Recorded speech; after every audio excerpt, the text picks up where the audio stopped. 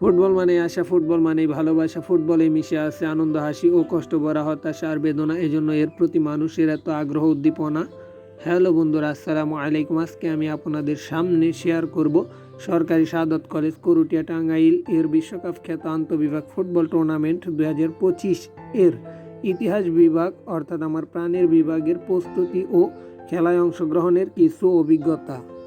প্রস্তুতি ছিল বেশ, যার ফলশ্রুতিতে খেলোয়াড়রা দেখিয়েছিল তাদের ক্রীড়া নৈপুণ্যতার রেশ।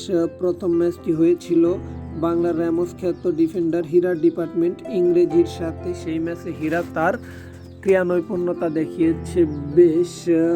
ইতিহাস বিভাগও দেখিয়েছিল তাদের ক্রীড়া নৈপুণ্যতার রেশ।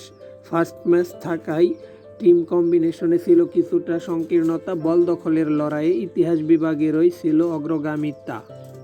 দিয়েছিল বেশ দিক নির্দেশনা, যার অনুপ্রেরণা হাইয়া আমাদেরকে এনে দিয়েছিল ম্যাচ জয়ের সূচনা।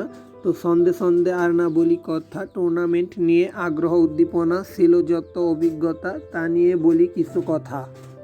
পরপর আমরা দুটি ম্যাচ ট্রাইব্রেকারের মাধ্যমে জয়লাভ করি, যা একটা ভাগ্যেরও প্রমাণ দেওয়া যায়, কেননা আমাদের ফিনিশারের অভাবে আমরা অনেকগুলো গোল মিস করে ফেলি, যার কারণে আমাদের সেই কাজটা মেটাতে হয় ট্রাইব্রেকারের মাধ্যমে।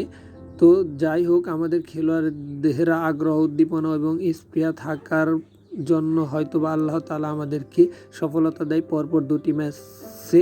বিশেষ করে যে ম্যাচটি নিয়ে আমরা বেশি এক্সাইটেড ছিলাম সেটা হলো ম্যানেজমেন্টের সাথে, 6বারের চ্যাম্পিয়ন, যারা আমাদের গত বছর ট্রাইব্রেকারে হারিয়ে পরপর ধাপে ধাপে এগিয়ে তারা চ্যাম্পিয়ন হয়েছিল।